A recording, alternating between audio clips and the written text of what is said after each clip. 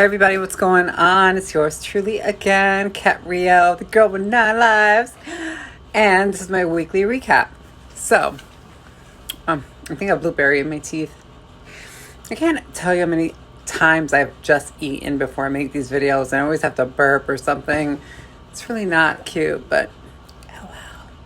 So you guys, I've had a wonderful week. So the last 2 weeks were a complete fucking nightmare.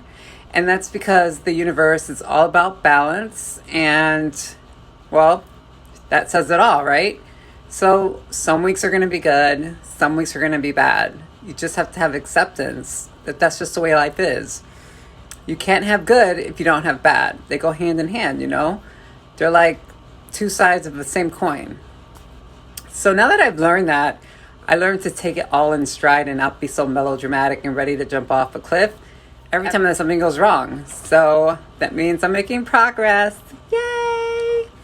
So I have to talk to you about something, right?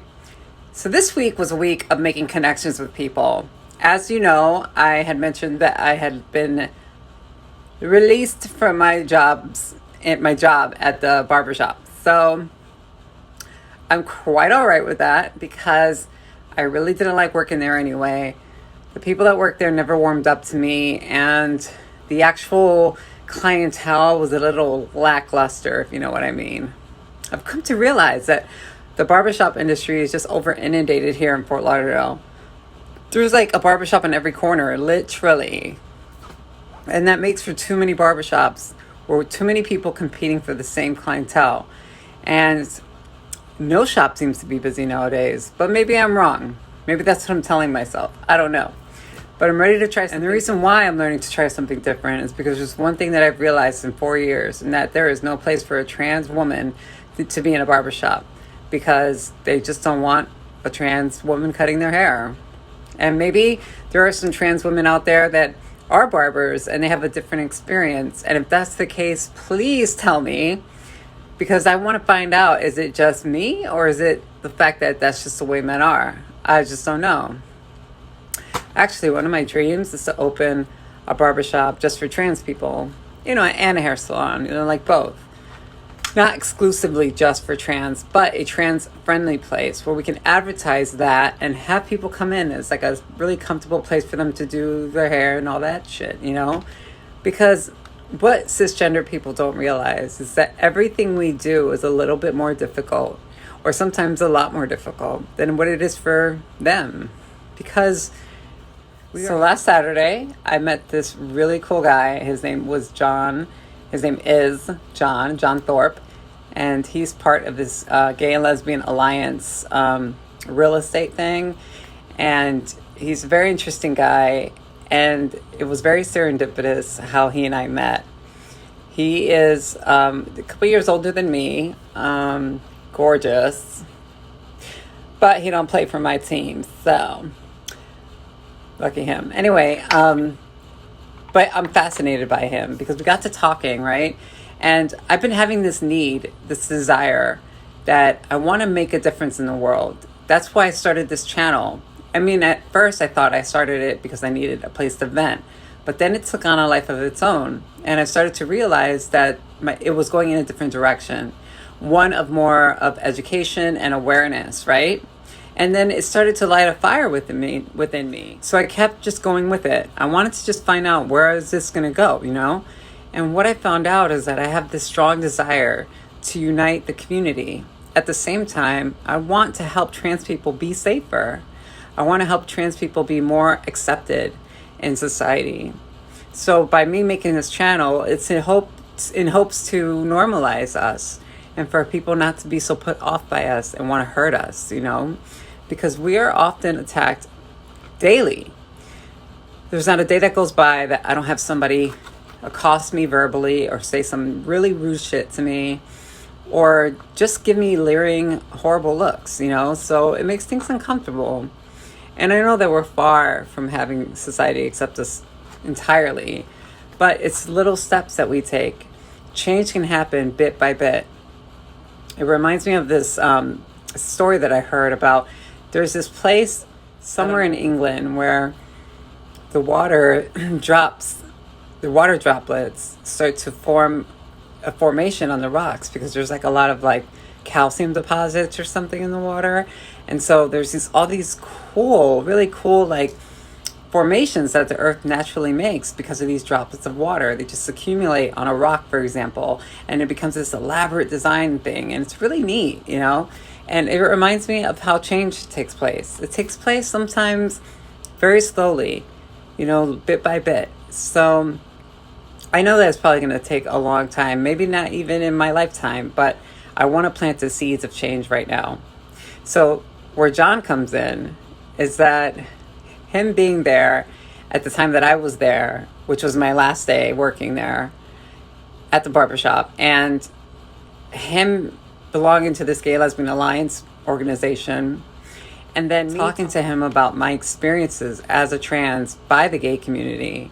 Because I'm not sure if you guys know this, but gay men, not all of them, but a large percentage of them, do not like trans women. In fact, out of the 7 of 8 attacks that I have experienced in my life since I've been trans, 7 of those men were gay men. So being physically attacked by gay men and also being accosted by gay men and being harassed by gay men, ridiculed and mocked by gay men who are supposed to be like my brothers. You guys, gay men are supposed to be like our big brothers, you know, because they fought for their rights. They did everything that they wanted and they acquired what they wanted.